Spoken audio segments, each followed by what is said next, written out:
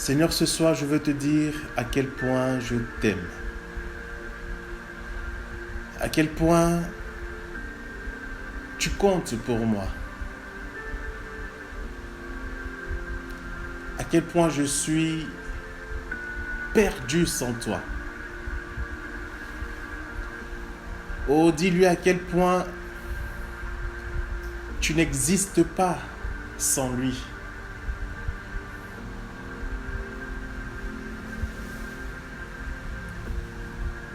Seigneur, lorsque je regarde autour de moi, je ne vois personne qui m'aime comme toi tu m'aimes. Je ne vois personne qui se soucie de moi comme toi tu le fais.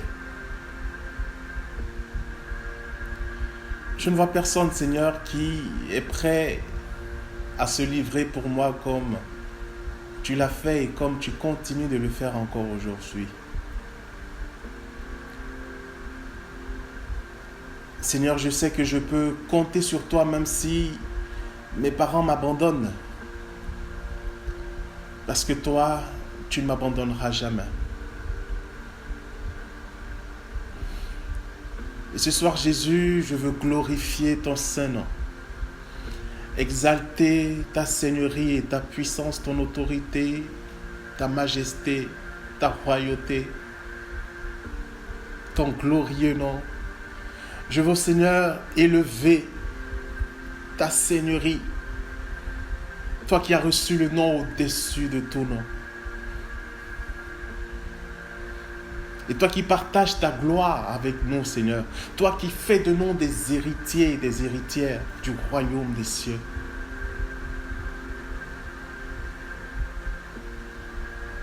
Seigneur, jour après jour, nous continuons à marcher à ta suite. Jour après jour, nous continuons à croire en ta parole. Jour après jour, nous continuons à nous efforcer.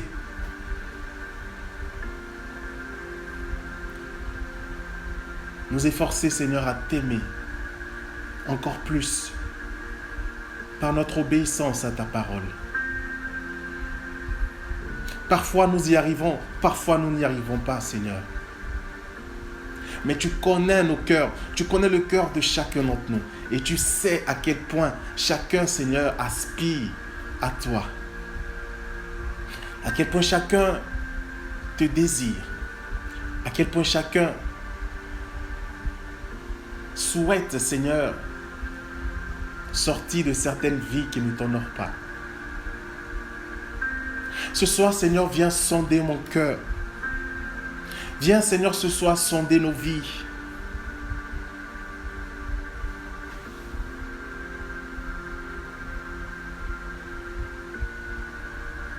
Comme le dit ta parole, Seigneur, la seule chose que je désire, c'est habiter dans ta demeure. Ce soir, la seule chose que nous désirons, c'est demeurer dans ta présence. Alléluia. Parce que un jour à tes côtés vaut mieux que 1000 ailleurs. Une heure à tes côtés vaut mieux que 1000 ailleurs. Une minute à tes côtés vaut mieux que 1000 ailleurs.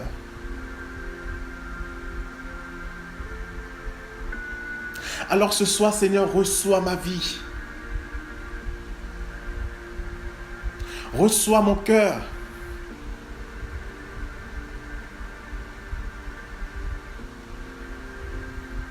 Ce soir, je veux m'offrir à toi. Je veux t'offrir mon cœur.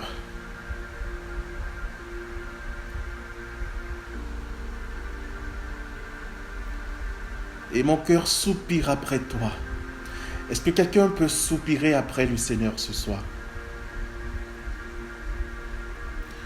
Est-ce que quelqu'un peut désirer le Seigneur ce soir? Comme un époux désire son épouse. Comme une épouse désire son époux. Est-ce que quelqu'un peut désirer son père ce soir? Comme un enfant qui recherche la présence de ses parents. Oh Seigneur, où es-tu ce soir? Je t'invite, Seigneur. Je t'invite et je t'invoque.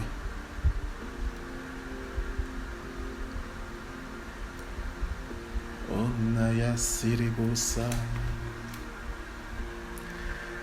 Anala yarabasana. Erebile yanere bolosana yarabaso. Anala bayabasane.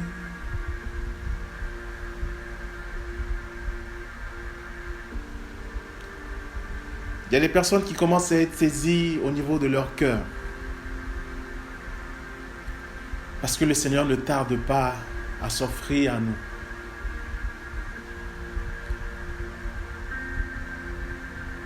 Tu auras envie même de verser des larmes. C'est l'amour de Dieu qui inonde ton cœur.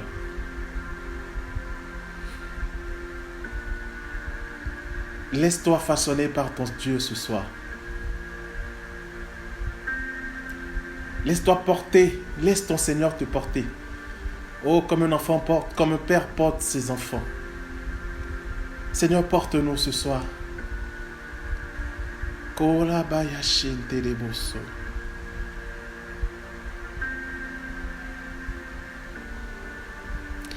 Reketa rabaya sonte de bosha. Nananala ya sono.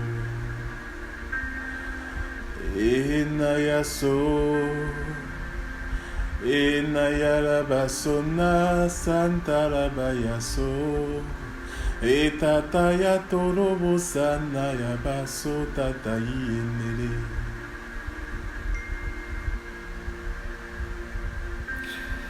Reketelebo santa la yaraba. O baba yabason telebo yarara yeleko santa la yaleko nayaso. La gloire de Dieu est en train de resplendir sur quelqu'un en ce moment. Banelebo santa la yeko tarabata nelele.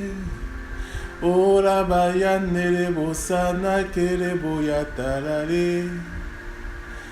Inaya kotoro bosa nere kotai ete Karababa nere boso nara yere Karabaya le koso Ke nelelelelelelelelele Oh nalabaya so. Si tu pries en langue, laisse-toi conduire par le Saint-Esprit. Si tu as envie de prier, tu pries en langue. Si tu as envie de chanter en langue, chante en langue. Si tu as des prières inspirées, laisse-toi conduire. Si tu as un chant qui te vient, obéis à la motion du Seigneur. Laisse le Saint-Esprit te conduire et nous conduire pendant ce temps.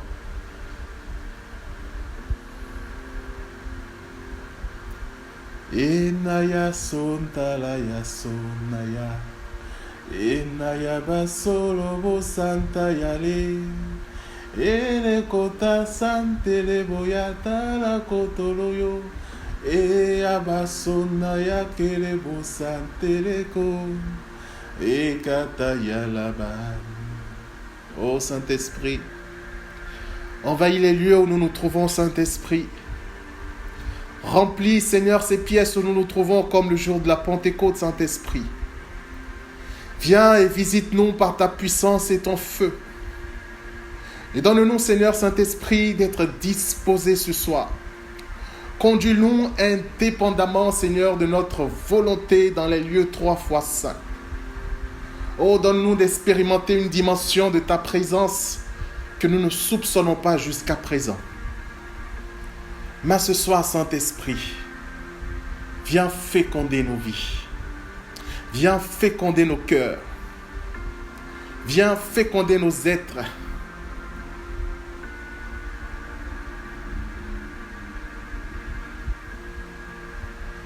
Viens combler nos vies de ta vie divine, Seigneur. Ô Saint-Esprit, nalaya shanarabaso. Atarabashere babasana yabaso.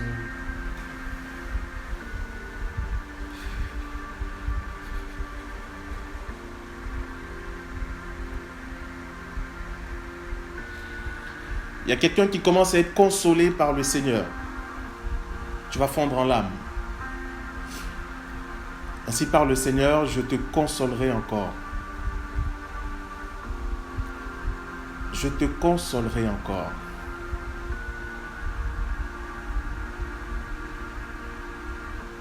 Alléluia. Que ça t'a rabâché. Merci Saint-Esprit de prendre le contrôle de ce temps. Conduis-nous dans la vérité tout entière. Que ce ne soit pas moi qui parle, Seigneur, mais que ce soit toi qui parles au travers de moi. Que ma bouche soit un canal par lequel tu passes pour proclamer ta parole dans la vie de ton peuple. Et que par ta grâce, Seigneur, cette parole s'enracine dans les cœurs. Afin que par ta grâce, toujours, nous continuions à porter les fruits que tu souhaites nous faire porter. Merci pour cette parole que tu nous donnes ce soir. Louange et gloire à ton Saint-Nom. Toi qui vis et règnes pour les siècles des siècles. Amen. Bien-aimés, soyez richement bénis. Bienvenue à ceux qui nous ont rejoints. Alors aujourd'hui, comme vous le savez, nous abordons un thème assez important. Le thème d'aujourd'hui, c'est la dimension de la semence. Je ne sais pas si vous l'avez remarqué. Est-ce que quelqu'un peut garder, est-ce qu'il y a une personne qui peut garder son micro ouvert pour que je m'assure qu'on m'entend, qu'on me reçoit bien, si possible. Je ne sais pas si vous l'avez remarqué. Merci beaucoup, Sonia. Le thème d'aujourd'hui est un thème que nous n'avons pas forcément, ou que j'ai pas forcément l'habitude d'aborder dans mes enseignements. Pour quelle raison? Parce que aujourd'hui, malheureusement, tout ce qui concerne la dimension financière et tout ce qui concerne l'argent dans le monde d'aujourd'hui est toujours un sujet délicat. Et au milieu des chrétiens, dans nos communautés, lorsqu'on parle d'argent, parfois c'est souvent très mal interprété. Il est vrai qu'il y a beaucoup de personnes aujourd'hui, serviteurs de Dieu, authentiques ou pas, qui malheureusement sont parfois très attirés par l'argent et dont les enseignements tournent autour de l'argent. Mais cela ne devrait pas nous empêcher d'enseigner et de parler au nom du Seigneur, de proclamer la vérité et les vérités liées à la dimension financière. Parce que voyez-vous, comme le dit le Seigneur dans Osée 4, verset 6, « Mon peuple périt faute de connaissance ». Si vous avez remarqué, je n'ai pas l'habitude, moi personnellement, de faire des enseignements sur la dîme ou sur la semence, comme le thème d'aujourd'hui, simplement parce que c'est un sujet délicat. Mais toutes les fois où le Seigneur m'instruit de le faire, à des personnes spécifiques, je le fais. Aujourd'hui, le Seigneur a voulu que nous abordions ce thème. D'ailleurs, il a été l'initiateur, comme d'habitude, de ce thème. Et si c'est le cas aujourd'hui, c'est parce que Dieu veut nous enseigner. Et voyez-vous, bien-aimés, Dieu ne nous enseigne pas de façon incomplète. Dieu a le souci de nous enseigner de façon totale. Et la dimension financière est une dimension nécessaire qu'il faut aborder aujourd'hui dans les milieux religieux, dans nos communautés. Pourquoi? Parce que l'argent fait partie, la richesse fait partie des grâces que Dieu nous accorde en tant qu'enfants de Dieu.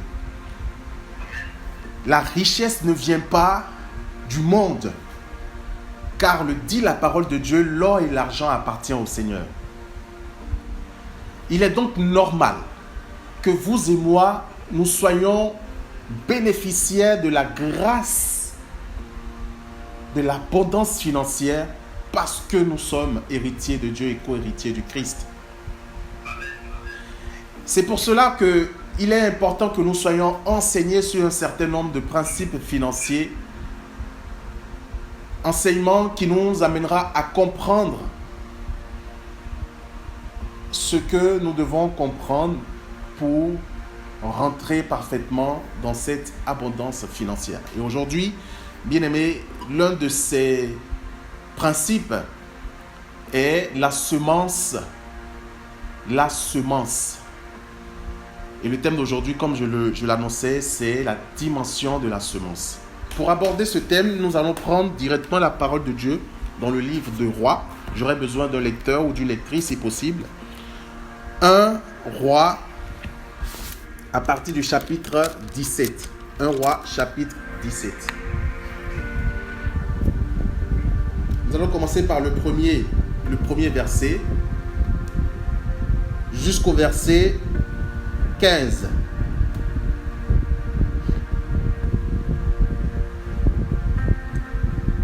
S'il y a un volontaire pour nous faire la lecture, je suis preneur. 1 Roi chapitre 17, à partir du premier verset jusqu'au verset 16.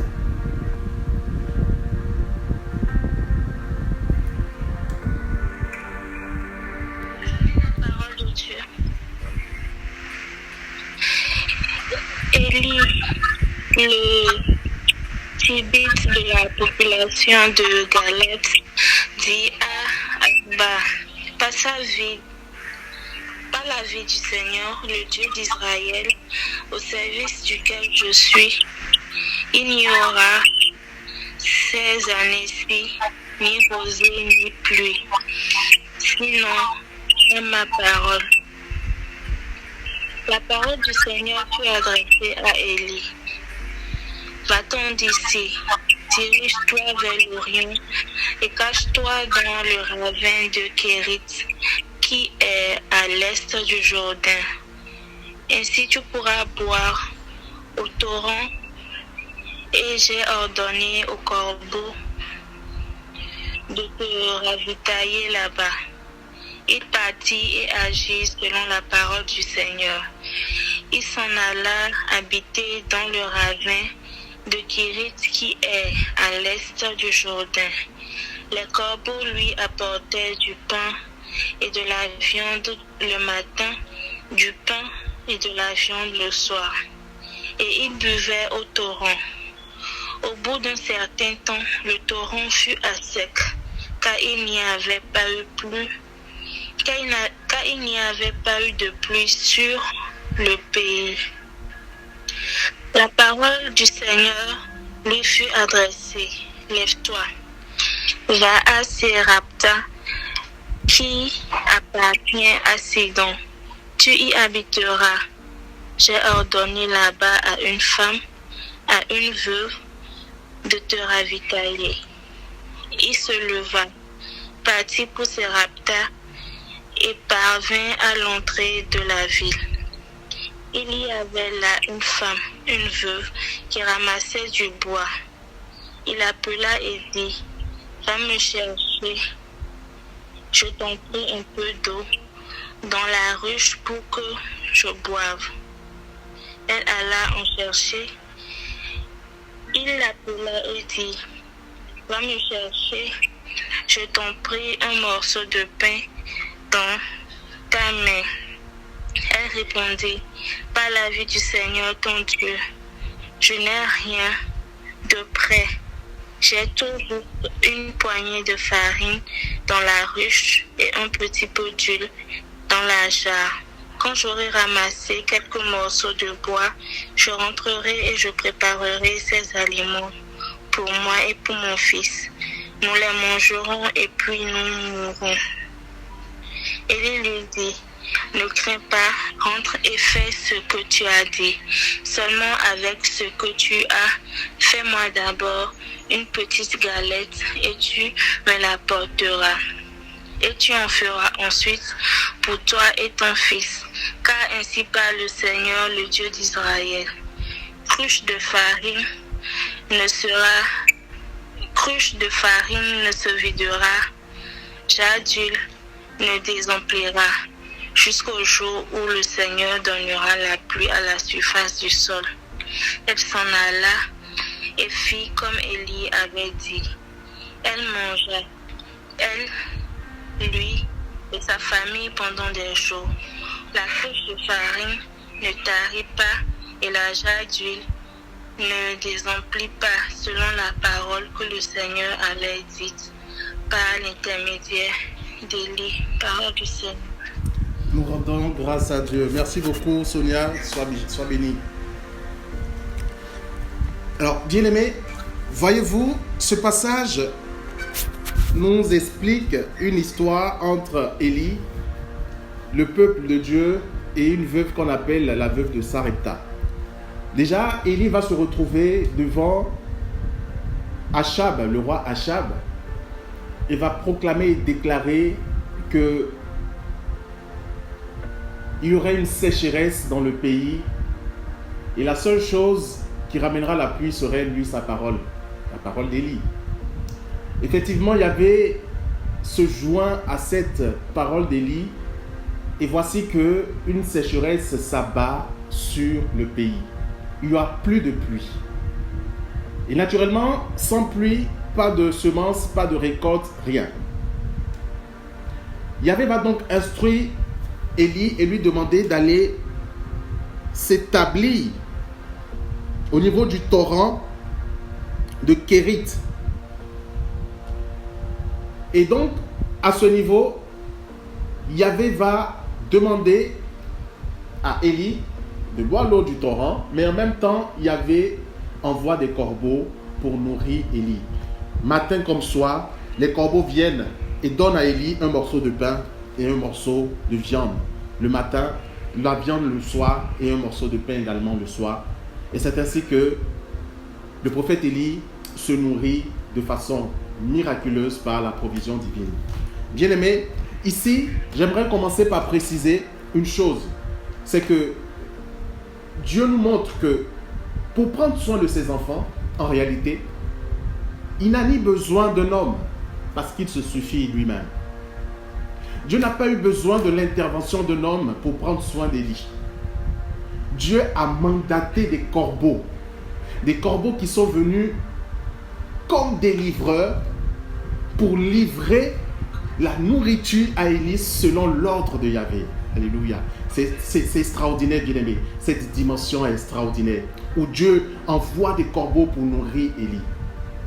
Et ces corbeaux viennent le matin pour donner morceaux de poisson, morceaux de viande à Élie, et le soir également, ils viennent pour livrer la nourriture à son serviteur. Oh, bien-aimé, je bénis le nom de Jésus parce que, vous savez, petite parenthèse, lorsque parfois nous traversons des situations difficiles, on se lamente beaucoup, on est beaucoup dans l'affliction, dans la souffrance, dans les pleurs, dans les lamentations. Mais parfois, on ne se rend pas compte que Dieu permet ces épreuves pour nous amener à une autre dimension. Je bénis le Seigneur parce qu'il y a quelques années de cela, à peu près 3 ans, il a permis que nous traversions une situation difficile, financièrement parlant. C'était une sécheresse financière. Je vous épargne les détails, mais c'était une grande sécheresse financière. À cette époque, parfois pour joindre les deux bouts, comme on le dit, c'était devenu très difficile. Et c'est comme ça qu'un jour, le Seigneur va nous adresser cette même parole. Il nous dira, j'ordonnerai aux corbeaux de vous apporter à manger. Ne vous inquiétez de rien. Et le lendemain du jour où nous avons reçu cette parole, il y a quelqu'un qui est venu sonner à la porte. Nous sommes allés ouvrir. C'était un livreur d'un restaurant. Je crois avoir déjà fait ce témoignage. Et le livreur nous livre un repas d'un restaurant de la place. Et nous lui demandons, mais nous n'avons pas commandé. Il dit, mais est-ce vous, telle personne? On répond oui. Il dit, ok, d'accord, c'est bien. Avoue que ces repas sont destinés. Mais qui a commandé? Il dit, moi, je ne sais pas. Je ne suis qu'un livreur. On m'a juste appelé pour venir livrer ces repas. Nous avons récupéré les repas nous avons rendu grâce et nous avons fermé la porte. À peine avions-nous fermé la porte et tourné dos. À peine avons-nous fait 2 pas que la sonnerie sonne à nouveau. Et cette fois-ci, lorsqu'on ouvre, c'est un couple qu'on accompagnait à cette époque qui est venu avec une cargaison de provisions. Il y avait tout à l'intérieur. Il y avait le riz, il y avait le poisson, il y avait le sel, il y avait l'huile, il y avait tout, il y avait même de la boisson.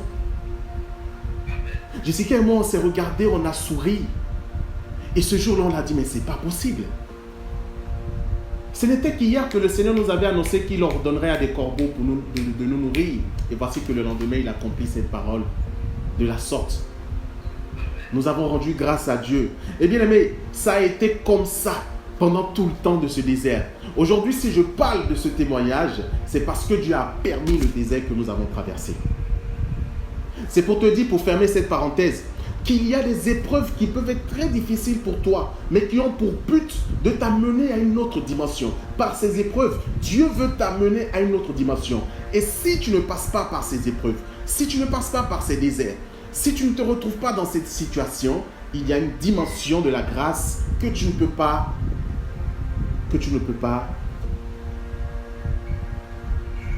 expérimenter. Bien aimé, à un moment donné, Dieu demande au prophète Élie de partir de ce torrent, du niveau de ce torrent, parce que le torrent avait séché. Il lui demande d'aller vers une veuve qu'on appelle la veuve de Sarepta. Il dit, voici que j'ordonne à cette veuve de te nourrir. Et voici Élie qui va se retrouver chez la veuve de Sarepta, qui va demander à la veuve de Sarepta de l'eau et par la suite un morceau de pain. Et écoutons ce que la veuve de Sarepta dit. Elle dit, par Yahvé, vivant ton Dieu, je n'ai pas de pain cuit. Je n'ai qu'une poignée de farine dans une jarre et un peu d'huile dans une cruche. Je suis à ramasser 2 bouts de bois. Je vais préparer cela pour moi et mon fils. Nous mangerons et nous mourrons. Bien-aimé, la veuve de Sarepta répond à Élie en lui disant, honnêtement, je ne peux pas te donner du pain. Non pas parce que je n'en ai pas envie, mais parce que il ne me reste qu'une poignée de farine. Et une poignée de farine, bien-aimé, une poignée de farine, ce n'est rien du tout. C'est insignifiant. Même pour faire une galette, c'est insignifiant. Une poignée de farine ne peut pas faire une galette qui suffira une personne, un adulte. Non, à plus forte raison, 2 personnes, une femme et son enfant qui doivent manger. Donc ici, on comprend le niveau de sécheresse dans laquelle était cette femme, cette veuve. On comprend le niveau de difficulté dans laquelle cette femme était. Et elle dit, j'ai prévu préparer cette farine pour mon fils et moi. Nous allons manger et ensuite nous mourrons. Cette femme était déjà dans un niveau de désespoir total, simplement parce que c'était une situation de sécheresse, de famine dans le pays. Il n'y avait pas quelqu'un qui pouvait aider l'autre. Tout le monde vivait la même situation. Tout le monde avait des manquants et les jarres vides à la maison. Tout le monde serrait ses provisions. Personne ne pouvait aider quelqu'un. Personne ne pouvait aider l'autre. C'était une famine qui s'était abattue sur le pays. Donc naturellement, cette femme, face à sa situation, elle avait déjà accepté sa finalité, c'est-à-dire la mort. Et c'était donc son dernier repas qu'elle voulait partager avec son fils. Un repas qui n'allait même pas leur apporter satiété. Ici, bien-aimés, j'insiste sur cette partie pour que nous comprenions à quel point cette femme n'avait pas à donner à Élie. Elle n'avait pas à partager à Élie. Bien-aimés, nous, on ne se retrouve pas dans cette situation aussi extrême que cette femme, mais nous trouvons toujours que nous n'avons pas à donner aux autres. Parfois, nous n'expérimentons pas ça. C'est-à-dire que ce niveau de sécheresse dans laquelle était cette femme était tellement grand que théoriquement, il lui était impossible de partager avec Élie. Il lui était impossible de partager avec Élie. Mais Élie lui dit une chose. Élie lui dit, fais comme tu dis. Fais comme tu dis, c'est-à-dire va préparer cette farine, va faire ce pain, cette galette, mais apporte-moi d'abord la galette pour que je mange. Et ensuite, tu feras pour ton fils et toi, car ainsi parle l'Éternel. Jarre de farine ne s'épuisera, cruche d'huile ne se videra. Bien-aimé, je bénis le nom de Jésus. Pourquoi? Parce que cette parole a été une parole qui a toujours accompagné ma vie dans ce désert avec mon épouse. Cette parole, le Seigneur nous l'a prophétisée encore et encore. Et toutes les fois où on a expérimenté une quelconque forme de sécheresse et qu'on a récupéré cette parole, jarre de farine ne manquait pas, cruche d'huile ne se vidait pas. Bien aimé, il arrivait des moments où le frigidaire était vide. Et je vais faire un songe dans lequel je vois la Vierge Marie qui apparaît, qui rentre à la cuisine, qui ouvre le frigidaire, qui touche les barquettes. Et les barquettes se remplissent et de tomates, et d'oignons, et de piments, et de viande. Les jours qui suivent, par un miracle, notre frigidaire est plein. Bien-aimés, ce n'a été que ça pendant tout ce temps de sécheresse. Et jusqu'à aujourd'hui où je vous parle, c'est toujours pareil. Je vous le dis en toute honnêteté. Le juste vivra par la foi. Oui, le Seigneur me fait vivre par la foi.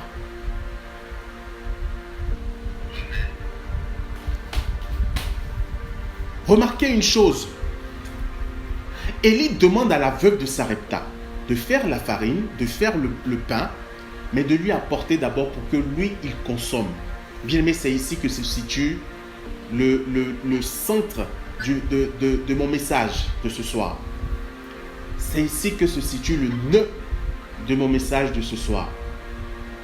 Élie demande à la veuve de Sarepta de faire ce pain et de lui apporter d'abord avant que lui ne consomme.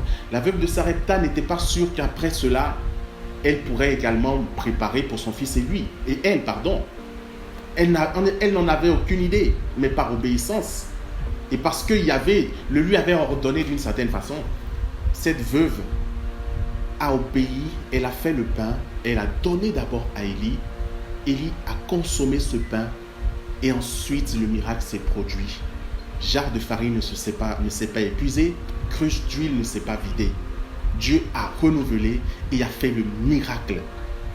Et a fait en sorte que la farine devienne intarissable et que l'huile également intarissable. Bien-aimés, ici, regardons et contemplons que le premier pas ou la première chose qui a provoqué, en dehors de cette prophétie, qui a provoqué ce miracle, c'est d'abord le fait que la veuve de Sarepta est semée dans la vie de Élie. Parce que Élie lui-même était au cœur de la famine. Élie lui-même avait besoin de manger, il avait faim. Et il a fallu donc que cette veuve obéisse et donne à la limite tout ce qui lui restait. Et huile et poignée de farine. C'était tout ce qui lui restait. C'était la dernière chose, le dernier repas qui lui restait. Elle a fait ce repas. Elle a donné d'abord au serviteur de Dieu qui a consommé et le miracle s'est produit. Bien-aimé, elle a semé dans la vie de cet homme de Dieu pour que Dieu déploie et multiplie également ses semences à elle. Bien-aimé, je vais te dire une chose. Dieu te donnera toutes les fois où tu demanderas. Dieu donne à qui demande, mais Dieu donne plus à celui qui sait donner. Je répète, c'est une parole de sagesse. Va la noter. Dieu donne à celui qui lui demande, mais Dieu donne plus à celui qui sait donner. Bien aimé, si tu ne sais pas donner, tu ne pourras pas expérimenter un niveau de croissance, de richesse, de grâce financière. Si tu ne sais pas donner, tu ne pourras pas expérimenter un niveau de richesse ou de croissance financière, de faveur financière. Il sera impossible pour toi d'expérimenter des niveaux, les niveaux les plus élevés, si tu as du mal à donner. Demande, Dieu te donnera. Mais à celui qui sait donner, il donnera encore plus. À celui qui sait semer, qui comprend le principe de la semence. Bien aimé, c'est quoi le principe de la semence? C'est quoi la dimension de la semence? La semence, c'est quoi? C'est le fait de semer pour pouvoir récolter. C'est le fait de semer pour pouvoir récolter. Mais semer de quelle façon? On parle ici de semences financières, de savoir donner financièrement. Et laissez-moi nous rappeler la parabole des terres qui ne produisent pas de fruits dans les évangiles de Jésus. Il a cité plusieurs terres. Il y a des terres épineuses, rocailleuses, et des graines qui tombent sur les terres qui ne sont pas profondes. C'est pour dire quoi? C'est pour dire que toutes les terres ne sont pas des terres fertiles. Toutes les terres n'ont pas les mêmes capacités de production. Le même maïs que tu as semé sur la terre A peut produire moins que le même maïs que tu sèmes sur la terre B. Il y a des terres qui sont fertiles. Il y a des terres qui ne sont pas fertiles. Il y a des terres qui sont fertiles et il y a des terres qui sont extrêmement fertiles. Bien aimé. Si tu sèmes sur une terre qui est fertile, tu ne pourras que récolter ce que tu as semé en abondance et en surabondance. Parce que le cultivateur qui sème sur 1 hectare, les semences qu'il utilise sont minimes. Mais la récolte, lorsqu'il récolte, bien aimé, ce sont des tonnes qu'il récolte. Il ne va même pas semer tonnes, mais dans ses récoltes, il récolte des tonnes.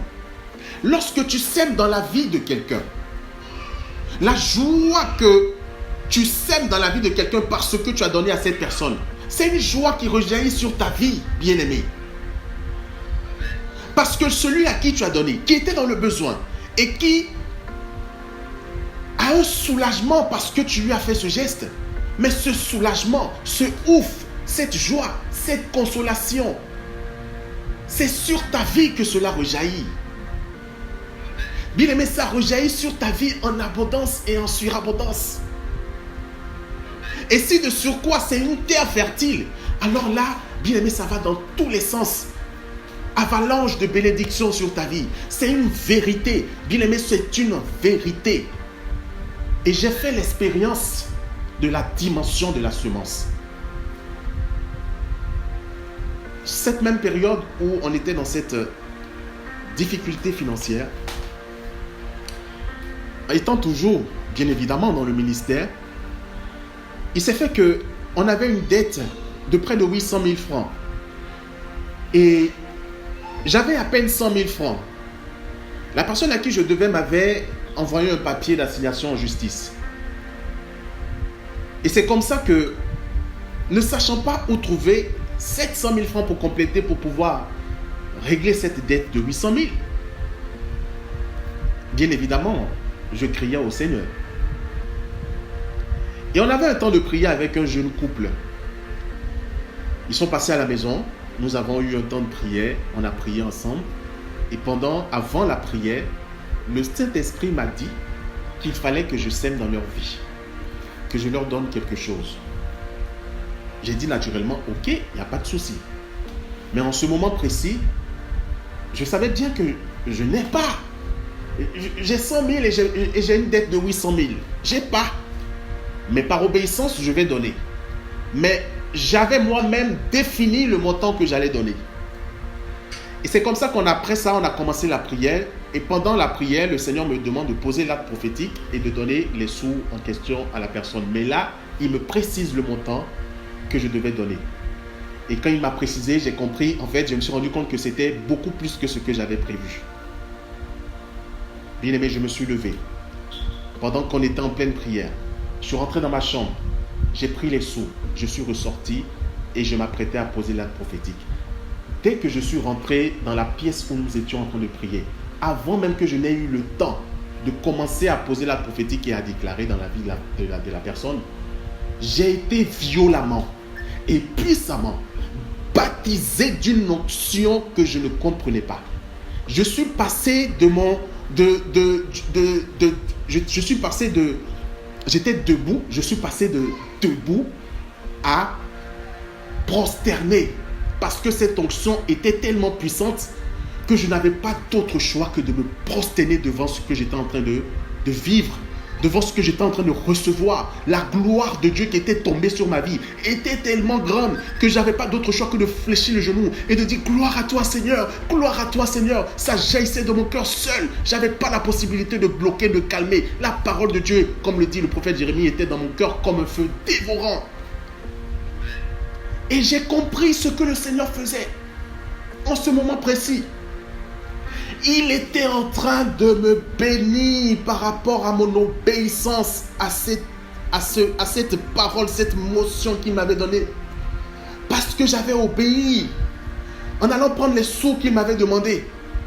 Avant même que je ne donne ces sous à cette personne, il me bénissait d'abord moi-même. Il me bénissait d'abord moi-même. Donc, j'ai reçu même ma bénédiction avant même de poser l'acte que je devais poser. Bien aimé, ce jour, j'ai compris une leçon fondamentale que le Seigneur m'a enseignée. Dans ton obéissance, tu es celui qui bénéficie même avant même la personne à qui Dieu te demande de poser, envers qui il te demande de poser ce geste. Et bien aimé, les jours qui ont suivi, miraculeusement, en moins d'1 mois, j'ai pu réunir les 800 000 francs pour payer la dette que je devais. J'ai pu réunir les 800 000 francs. Je ne peux pas te dire comment ça s'est fait. Telle personne 200 000, l'autre 100 000, l'autre 50 000. Et avant que l'échéance n'arrive, j'avais déjà payé cette dette. Et Dieu m'a épargné la honte de me retrouver devant un juge pour être jugé parce que je dois 800 000 francs. Bien aimé, il y a une dimension de la grâce. Je répète et je le répète pour toi ce soir. Il y a une dimension de la grâce financière que tu ne pourras jamais expérimenter si tu ne sais pas donner. Bien aimé, la dimension du don financier n'est pas seulement rattachée, c'est un principe spirituel. Regardons lorsque nous allons à la messe. Nous donnons la quête. Ce n'est pas l'Église qui a inventé cela. Parce que l'Église doit vivre. L'Église a des besoins. Pour organiser les prières, c'est de l'argent. La communion que nous prenons, que nous consommons, qui devient corps du Christ après la consécration, ça s'achète.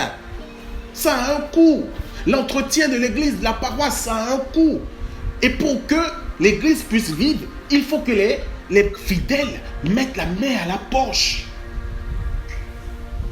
La première église, l'église primitive, quand vous lisez le livre des Actes des Apôtres, après la descente du Saint-Esprit à la Pentecôte, la Bible nous enseigne que toute la communauté, ce qu'ils faisaient, chacun allait vendre ses biens, une partie de ses biens. Ce n'était pas une obligation, c'était dans la liberté totale de chacun. Si je possède un champ d'1 hectare, je décide d'aller vendre cet hectare de champ et les sous, je viens donner aux apôtres. Et qu'est-ce qui se passait? Les apôtres divisaient ce montant par le nombre de fidèles dans la communauté, de sorte à ce que chacun puisse avoir de quoi gérer ses charges. Et finalement, personne n'était dans le besoin. Parce que ceux qui en avaient en abondance donnaient pour que les autres comblent ce vide-là. Personne n'en avait, personne n'était dans le besoin. Tout le monde vivait heureux.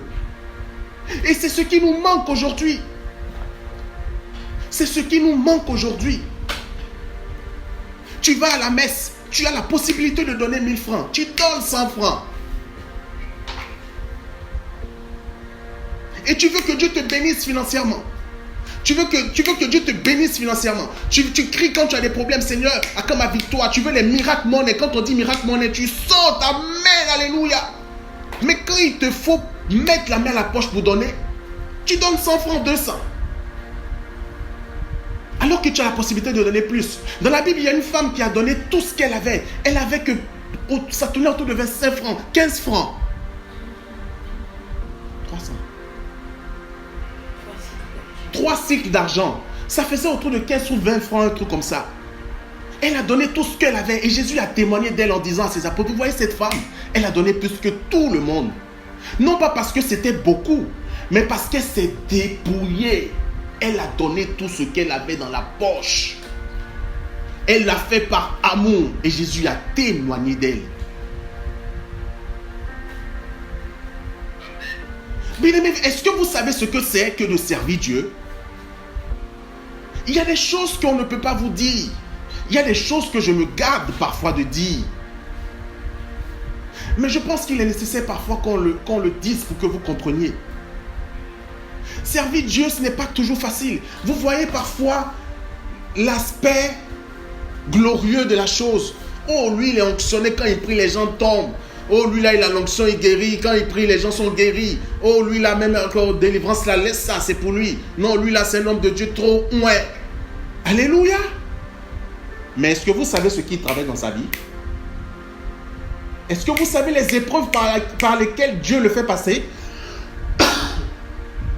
Est-ce que vous imaginez les combats qu'il vit? Parfois, nous oublions que ce serviteur de Dieu lui-même a une vie, a des besoins, a des difficultés, a des combats. En plus de ça, il se charge des combats du peuple de Dieu que Dieu lui confie. Il prie moins pour lui-même. Il est tout le temps en train de prier pour les autres, jeûner pour les autres, veiller pour les autres, intercéder pour les autres, conseiller, etc., etc. Écoutez. Écoutez. Et lui-même, ses propres besoins, il n'a pas le temps même de prier. Je vous promets, bien aimé, parfois il arrive, moi-même j'ai des besoins, mais quand je dois prier, je dis Seigneur, étends ta main sur cette situation. Je n'ai pas le temps de jeûner, de prier. Parce que je dois m'occuper du peuple de Dieu qu'il me confie. Il est arrivé des moments où, quand on fait les prières les samedis à la maison, bien aimé, on se débrouille pour préparer quelque chose. Pour qu'après la prière, on mange. Mais parfois, vous ne savez pas d'où ça vient. Il est arrivé à mettre reprise que c'était les dernières provisions qui restaient à la maison qu'on a sacrifiées pour qu'ensemble on puisse manger après la prière. Il est arrivé des moments où je me trouve à prêcher devant les gens alors que toute la journée je n'ai pas mangé, bien aimé. Alors que je n'ai pas payé mes factures. Pendant ce temps, on me harcèle, on m'envoie des assignations en justice. Des gens m'appellent pour des problèmes financiers, je prie pour eux, Dieu décante les situations, des témoignages me reviennent. Mais pendant ce temps, moi je vis des combats. Et les combats que je vis, Dieu me fait vivre un certain nombre de combats à cause du ministère qu'il m'a confié, à cause des âmes qu'il m'a confiées. Pour qu'au travers, moi, de mon intercession, ces personnes-là puissent avoir ces grâces qui rejaillissent dans leur vie. Et sans compter les attaques que nous vivons derrière. Parce que tu pries pour des gens, tu es persécuté. Tu pries pour des gens, les gens viennent t'attaquer. Tu dois toi-même te sanctifier. Tu dois toi-même être en permanence dans la prière. Tu dois toi-même être en permanence à l'écoute de Dieu pour le peuple de Dieu. Et puis pendant ce temps, personne ne se soucie de comment toi tu vis. Pendant ce temps, mes activités n'évoluent pas parce que je consacre mon temps au Seigneur. Mais combien de personnes s'aiment? Combien de personnes s'aiment?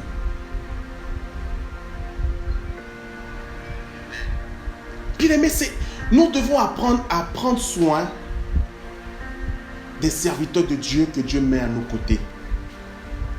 C'est un principe et c'est une vérité.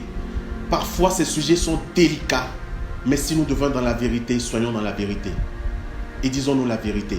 Nous devons apprendre à prendre soin des serviteurs de Dieu. Dieu dit à Élie, j'ai ordonné à cette veuve de te nourrir.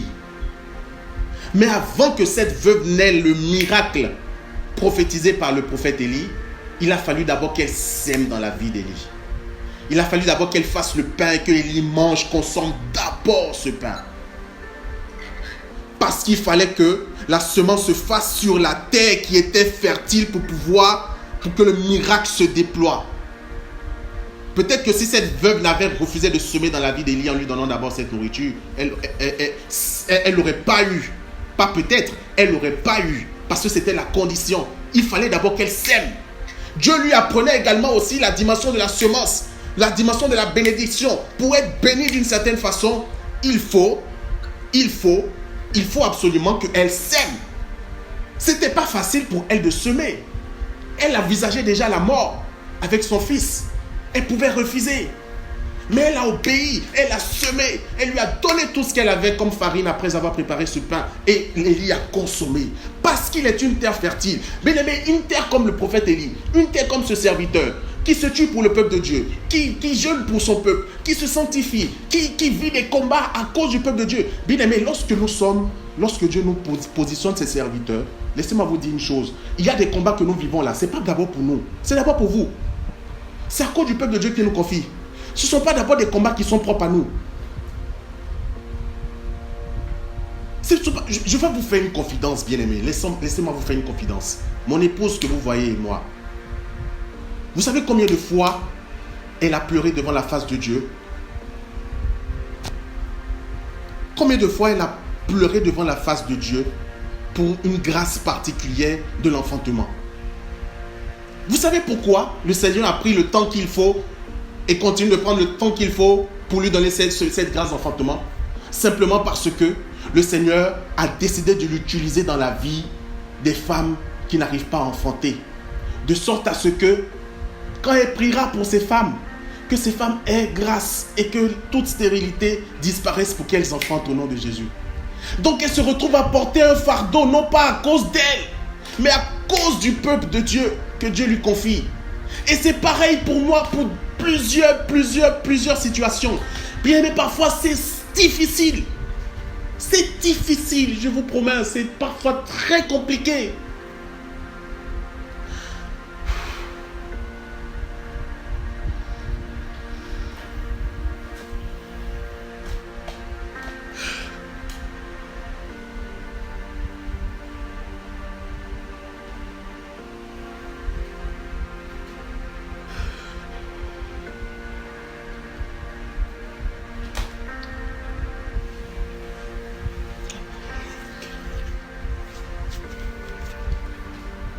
On ne fait pas toutes ces choses-là pour l'argent. Bien aimé, on ne sert pas le Seigneur pour l'argent. Dieu est le rémunérateur de ceux qui le cherchent. Dieu connaît qui sont ses serviteurs authentiques. Dieu connaît qui sont ceux qui sont fidèles à lui dans le ministère.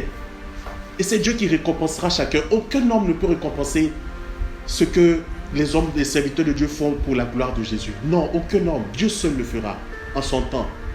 Mais la dimension de la semence, bien-aimée, est une dimension qui permet à vous, à ceux qui sèment, d'être également bénéficiaires d'une dimension de la grâce. Vous pensez que celui qui sème dans la vie d'un serviteur de Dieu pareil, et celui qui sème par exemple en donnant à une personne dans le besoin, deux terres différentes, ce n'est pas la même dimension. Ce n'est pas la même dimension. Ce n'est pas le même niveau de fertilité de terre. Mais si nous sommes chiches, si nous avons du mal à sortir, si nous avons du mal à bénir la vie des serviteurs de Dieu qu'il met à nos côtés, comment on prend soin des serviteurs de Dieu qu'il met à nos côtés? Et merci Saint-Esprit de me rappeler cette parole. Car le Seigneur dit dans sa parole que celui qui accueille un prophète en sa qualité de prophète aura une récompense de prophète. Celui qui accueille un prêtre en sa qualité de prêtre aura une récompense de prêtre. Il y a dans la Bible l'histoire du prophète Élisée, le successeur de Élie, qui s'est retrouvé, qui avait l'habitude d'aller dans une ville et avec l'un de ses disciples. Et toutes les fois quand il part dans cette ville, il y a une femme qui l'accueille toujours chez elle, qui lui donne à manger, qui prend soin de lui et de son disciple. Et une fois, il est allé dans cette ville, et voici que la femme en question avait déjà bâti avec son mari une petite chambre. Elle avait construit une chambre en haut pour le serviteur parce qu'elle avait remarqué qu'il venait souvent là. Et pour mieux l'accueillir, elle a construit, elle a investi son argent, elle a construit une petite chambre pour le prophète Élisée et son disciple. Lorsqu'il est venu cette fois-ci, il se rend compte que la femme lui avait construit une chambre. Il était tellement content. Il a demandé à son disciple, mais va m'appeler cette femme. Il allait appeler cette femme. Il a demandé à la femme, qu'est-ce que tu veux que Yahvé fasse pour toi? La femme dit, bon, moi je sais pas, moi j'ai tout ce qu'il me faut, j'ai l'argent, je connais les autorités et tout ça. Voilà, je sais pas. Et le disciple dit à Élisée, mais cette femme n'a pas d'enfant. Et Élisée lui dit, femme, l'année prochaine, à pareil moment, tu enfanteras un enfant. L'année prochaine, à pareil moment, tu enfanteras un enfant. La femme lui a dit, oh, serviteur de Dieu, ne viens pas me blaguer, je ne t'ai jamais demandé, oh, parce que c'est un sujet sensible. Donc, il ne faut pas venir me dire des choses et puis après, tu vas me mettre la joie dans le cœur. Élisée lui a dit, l'année prochaine, à pareil moment, tu enfanteras un enfant. Bien aimé, l'année passée, l'année qui a suivi, à pareil moment, cette femme a eu un enfant. La parole ne nous dit pas, lorsque vous lisez ce passage, que la parole de Yahvé fut adressée au prophète Élisée. Ainsi parle le Seigneur l'année prochaine. Non. Élie a déclaré. Élie a déclaré. Élie a proclamé qu'elle aura un enfant. Élie n'a pas attendu que Dieu lui dise. Vous savez pourquoi? Parce que c'est de l'abondance du cœur que la bouche parle. Et sachez une chose, je vous le dis. Le prophète, à un moment donné de la vie du prophète, on n'arrive plus à distinguer sa parole de la parole de Dieu. Parce que Dieu s'unit parfaitement avec le prophète et fait une seule voix et une seule personne avec le prophète. De sorte à ce que la parole du prophète devienne la parole de Dieu, que la parole de Dieu devienne la parole du prophète. On n'arrive plus à distinguer qui parle entre les deux, parce que celui qui parle, le prophète, parle au nom du Seigneur. À des moments donnés, oui, on distinguera que, ah oui, ça c'est le Seigneur qui parle, ça c'est le prophète qui parle. Mais arrive un moment où les deux voix s'unissent, forment une seule voix. Et celui qui parle, on ne sait plus qui parle, car les deux ont un même langage. J'ai déjà fait ce témoignage la dernière fois. Il y a une nuit de l'adoration où il y a une femme que j'ai rencontrée là-bas qui était venue assister à la nuit de l'adoration. Ce jour-là, on avait discuté, on avait fait une séance d'écoute. Elle m'avait expliqué comment elle avait eu des fausses couches, 2 fausses couches déjà. Et les médecins lui ont déclaré des maladies, vraiment des complications. Elle était dans une dépression après ces 2 fausses couches compliquées. On a fini, j'ai prié avec elle, j'ai prié pour elle. Je n'ai pas reçu une prophétie. Je lui ai dit, l'année prochaine, avant la fin de l'année, tu auras un enfant au nom de Jésus. Nous nous sommes séparés, on n'a plus été en contact. Des mois se sont écoulés et nous l'avons rencontrée. Je l'ai rencontrée à une fête à laquelle j'avais été invité. Elle s'est rapprochée de moi. Je ne l'ai même pas reconnue. Elle m'a dit, ah, est-ce que tu me reconnais? Je dis, le visage me dit quelque chose. Elle me dit, c'est moi. On s'est rencontrés à une adoration, on a prié. Et le jour-là, tu m'as dit qu'avant la fin de l'année, j'aurai un enfant.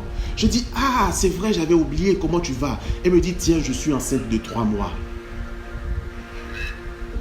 Bien aimé, j'étais choqué. J'étais choqué parce que je dis, mais Seigneur, gloire soit rendue à ton Seigneur. Oh, qui suis-je pour que ma parole devienne ta parole?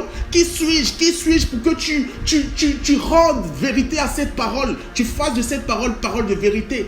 Tu as redonné cet enfant à cette femme. Aujourd'hui où je parle, j'ai continué, j'ai repris, j'ai commencé à suivre cette femme pour que, par la grâce de Dieu, cette grossesse arrive à son terme. Bien aimé. Et avec tout ça, nous avons du mal à prendre soin. Un serviteur de Dieu, un prophète de Dieu, il est comme, j'ai envie de dire, il est comme Dieu. Le prophète parle au nom du Seigneur. C'est comme le Seigneur. Donc si c'est Jésus qui organisait les temps de prière comme ça et qui parlait, qui prêchait comme ça, comment on prendrait soin de lui?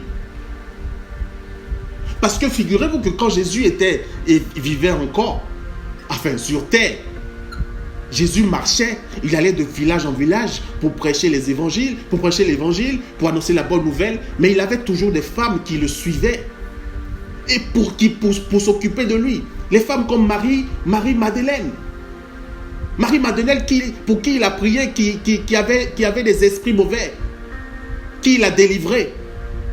Cette même Marie-Madeleine qui a été la première à qui s'est révélée après sa résurrection. Marie-Madeleine faisait partie des femmes. Il y avait un groupe de femmes qui suivaient toujours Jésus, qui prenaient soin de lui, qui s'occupaient de lui. Parce que c'est un homme, vrai Dieu, vrai homme, et il a des besoins. Il ne travaillait pas, il a consacré sa vie au Seigneur, consacré sa vie à annoncer la bonne nouvelle. Et nous, les serviteurs de Dieu bien-aimés, nous sommes dans cette dynamique aussi. Et finalement, nous nous retrouvons avec tellement de fardeaux, le fardeau du peuple de Dieu et nous-mêmes nos propres fardeaux. Je connais des ministères, des hommes de Dieu qui ont des ministères. Vous savez ce qui se passe dans leur ministère? Toutes les personnes qui travaillent donnent leur dîme au berger. Et périodiquement, il y a des paniers qu'ils font aux bergers. Ils se cotisent pour faire des paniers provisions aux bergers. Mais côté dîme, là, tous ceux qui travaillent qui sont dans ce ministère donnent leur dîme aux bergers. Et quand il y a des événements extraordinaires aussi et tout ça, ils continuent, ils participent. Quand le berger doit voyager, aller prêcher ailleurs, ils s'organisent et ils sont derrière. Bien aimé, mais quand je vois ça, je me dis, waouh, c'est quand même beau de voir le peuple de Dieu qui prend soin des serviteurs de Dieu. Mais moi, jamais je n'ai dit que j'allais faire ça. Jamais. Pourquoi? Simplement parce que je ne veux pas que l'argent soit un problème.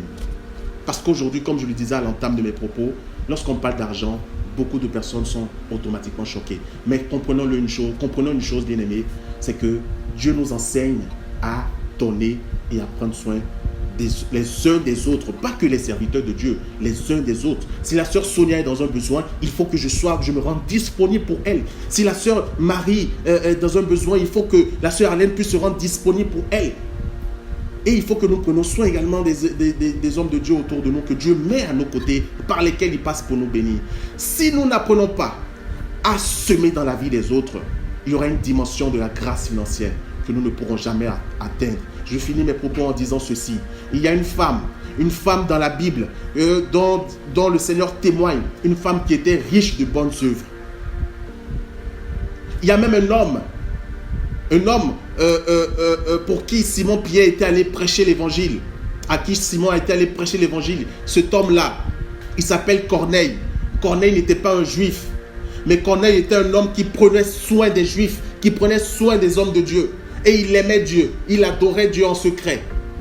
Et un jour, c'est comme ça que le Seigneur va lui apparaître, un ange va lui apparaître et lui dire, Corneille, Corneille, tes prières sont montées jusqu'à Dieu.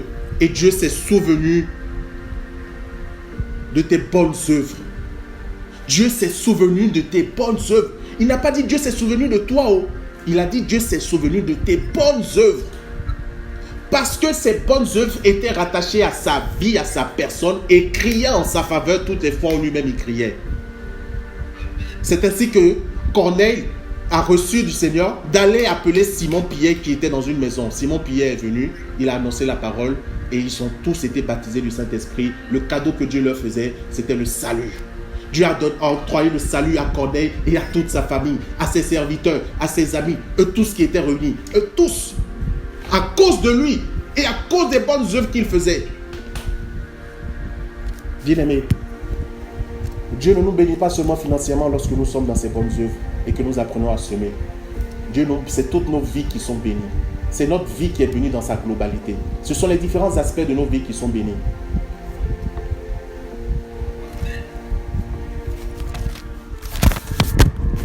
Apprenons à développer cette dimension de semence pour que nous soyons également bénis du Seigneur à une dimension plus extraordinaire. Il y a des personnes qui souhaitent, qui désirent une certaine croissance financière. Mais Dieu ne les bénit pas, non pas parce qu'il n'a pas envie de les bénir, mais parce qu'il sait que si il est béni en ce moment, lorsqu'ils auront cette bénédiction, cette abondance, ils ne penseront plus aux autres. Parfois nous nous disons, lorsque j'aurai, je vais faire. Non, non. Comment tu fais avec le peu que tu as? Car si vous êtes fidèle dans les plus petites choses, dit le Seigneur, je vous en confierai de plus grandes. Comment es-tu fidèle dans les plus petites choses pour que tu désires que Dieu t'en confie de plus grandes? Si tu n'es pas fidèle dans les plus petites choses, il ne pourra pas te confier de plus grandes. Mais si tu es fidèle dans les plus petites choses, il te confiera de plus grandes choses. Et financièrement parlant, c'est pareil. Bien aimé, à nous d'ouvrir nos cœurs, de comprendre. Mais sachons-le, ne le faisons pas pour attendre que Dieu nous bénisse en retour. Faisons-le avec le cœur. Ce que Dieu attend de nous, c'est que nous le fassions avec le cœur. Le cœur, ce n'est pas par obligation, ce n'est pas parce qu'en faisant ça, Dieu va me bénir la situation. Non, si c'est ça, si tu penses comme ça, tu fais fausse route, ça ne marchera pas. Il faut que cela vienne de ton cœur. C'est ton cœur qui doit parler. Fais-le avec amour et toutes les fois où Dieu te l'inspire. Et ensuite, tu verras comment il te bénira. Amen. Les yeux que je voie ton armée qui m'entoure, que je fin la chose et la zone. Je me souviens plus de la suite. Que tout ce qu'on dit de toi, tellement grand, que tout ce que l'on dit ici-bas, tu es plus grand que les mots du dictionnaire, tellement grand que tout ce que tu fais, ta taille, mon aîné. Osa, mon aîné, mon aîné. Osa, mon aîné. Osa, mon aîné, mon aîné.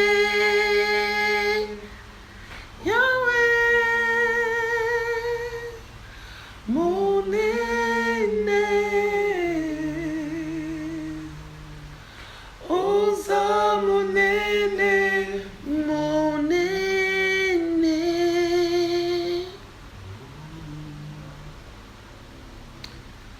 Seigneur, nous voulons te bénir, te rendre gloire. Nous voulons te dire merci, Seigneur, parce que tu es un Dieu plein d'amour, plein de miséricorde et de fidélité. Merci, Seigneur, parce que tu nous aimes au-delà de tout. Merci, Seigneur, parce que si nous sommes aujourd'hui, en ce soir, réunis autour de toi, c'est parce que tu l'as désiré. Merci, Seigneur, parce que nous sommes le fruit de ta pensée. Parce que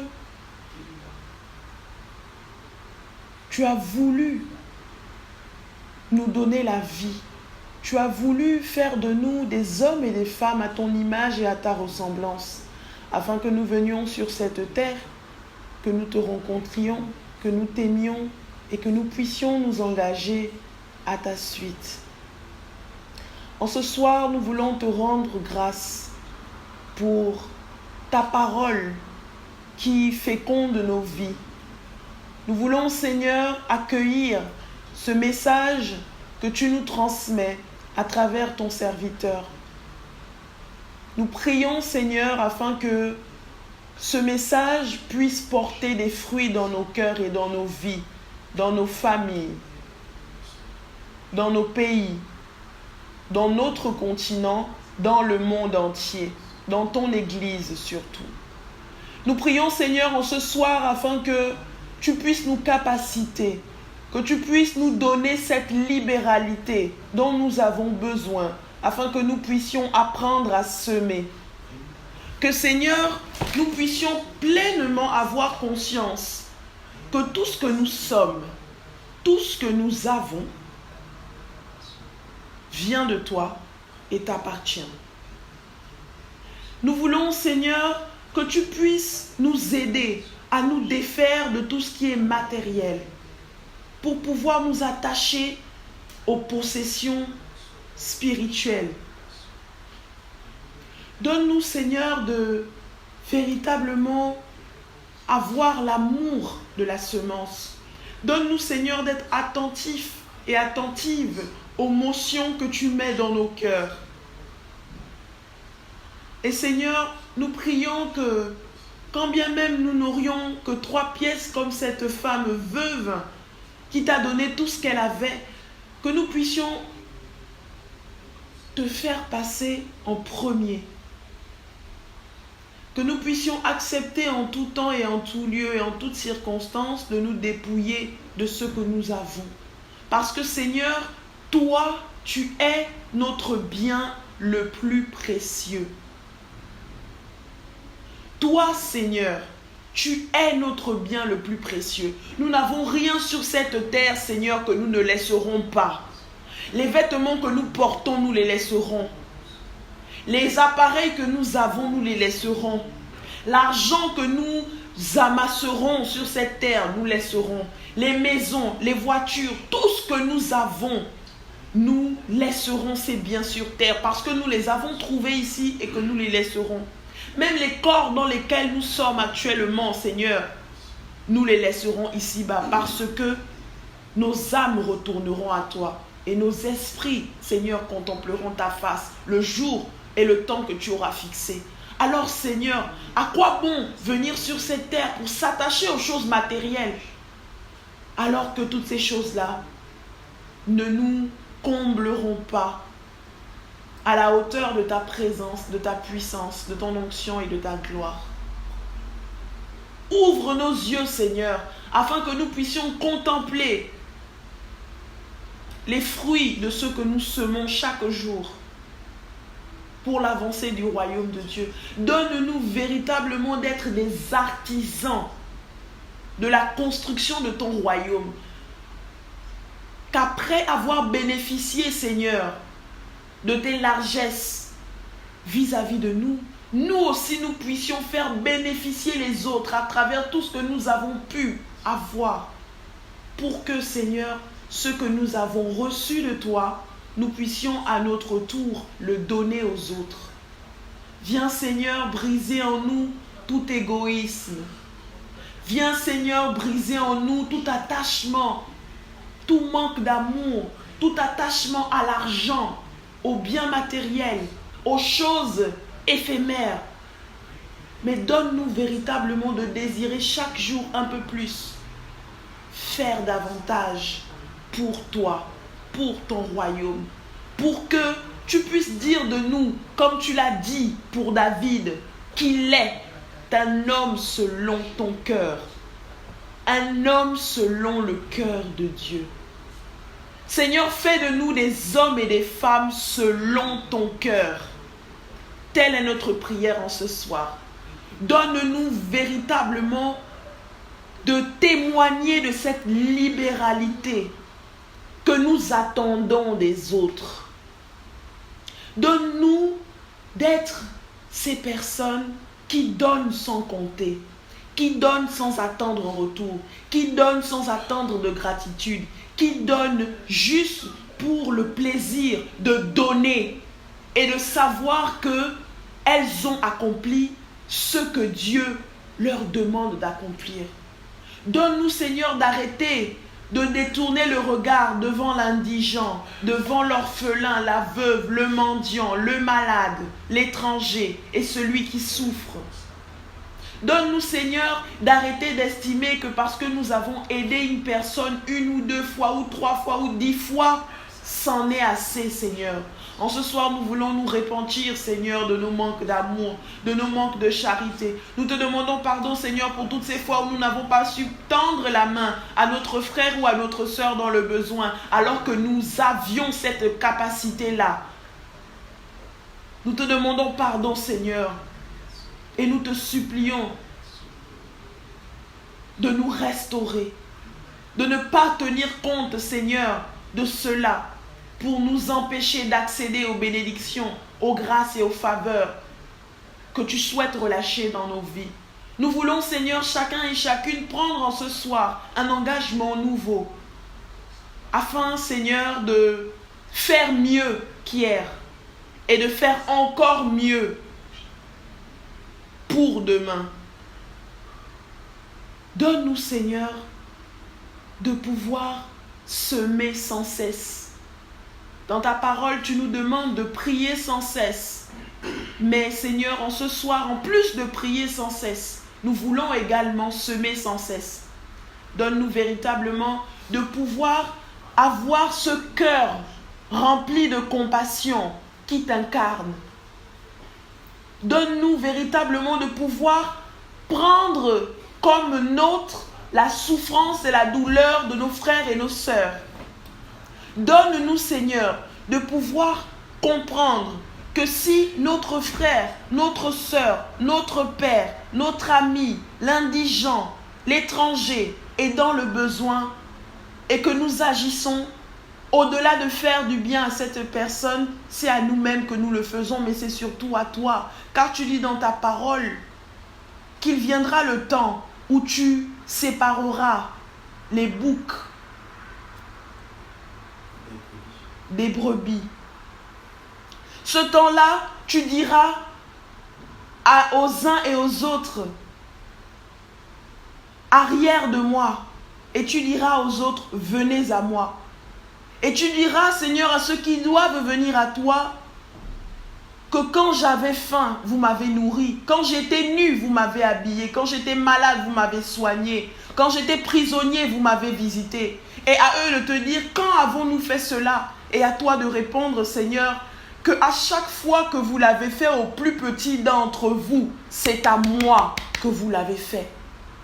Et à ceux à qui tu auras dit, arrière de moi, Satan, qui te diront, quand ne t'avons-nous pas nourri? Quand ne t'avons-nous pas vêti? Quand ne t'avons-nous pas soigné? Tu leur diras que lorsqu'ils ne l'ont pas fait au plus petit d'entre eux, c'est à toi qu'ils ne l'ont pas fait également. Comment pouvons-nous, Seigneur, prétendre aimer un Dieu que nous ne voyons pas, si nous n'arrivons pas à aimer nos frères, nos sœurs qui sont à côté de nous et que nos yeux voient? Comment pouvons-nous, Seigneur, te témoigner des actions de grâce pour tout ce que tu fais dans nos vies si nous ne sommes pas capables de faire du bien autour de nous? Seigneur notre Dieu, nous venons humblement au pied de ton trône te supplier de jeter un regard de compassion sur nous. Nous venons, Seigneur, demander ta miséricorde sur nos vies. Nous venons, Seigneur, demander un renouveau en chacun et en chacune d'entre nous, afin que, Seigneur, ce soir soit le début de quelque chose de nouveau pour nous.